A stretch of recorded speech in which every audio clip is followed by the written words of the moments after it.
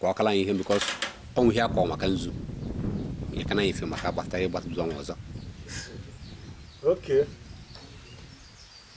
Abịa n'ife gbasalụ ajụjụ nke ejuru ugbu a. Like ndị Bini anwa. Adabelu village gbagoro. Agabazia. Medo steeti anwa gbagobezie ndị anwa niile. Igbo ka babụ. Ovu nnukwu nna jikọta anyị ncha niile. Like ije side anwa. Ife ba wọtalụ bụ nzu. Ndị abịa ma ịbata na goji wepụta nzu. Ọ na-egosi na obi dị as clean as nzu anwa. Ifugi ya now iji gosi gị na anyị na-aba bụ ofu n'ofu nnukwu nna mụkodo anyị ncha niile. Kama na Igbo na-asụ n'olu n'olu. Anyị ekene gị. Daalụ. Anyị sị na ọ ga-adịrị gị mma. Yes. Dịka ọ ga-akọ a na-akọ maka ihe gbasara omenani. O nwere ka isi kwute ihe gbasara ọsọ ọrụ. Ya. Wiki anyị kọwala ihe.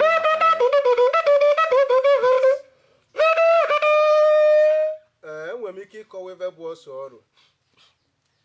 Dịka ka m si kwuo na mbụ n'Igbo na-asụ n'olu n'olu.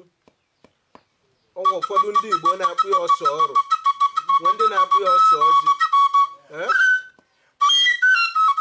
Ịbịa na ife gbasara omenala Igbo, ọ dị m ka ose kacha dị obele n'ime ya. Ma ya bụ ose dị obele kwụ na ya na-ejere iji ivele. Ji ekpo ọra akwụ, ibe a na-akpọ ọra akwụ dịka na gadịrị ọcha tupu ya aba na mmụọ ihe eji ọsa anwa jụchaa arụ gị kpọọ ọra akwụ. Ma ọ bụ na gị wetara ọsa anwa pelu mpe ose dị ka ụtụtụ. Na ndị Igbo kwu n'ụtụtụ pelu mpe mana ụtụtụ bụ isi ụbọchị. Ọ bụ na gị were ọsa anwa jụchasị arụ gị ya banwuro n'ime gwa mmụọ okwu. Ose ni ka ị ga-eji jụchaa arụ gị ịwa dị ọcha. Ose na-emere anyị ụlọ. Ose na-emere anyị ụlọ chacha. Ibe ose na-alụ buru ibu.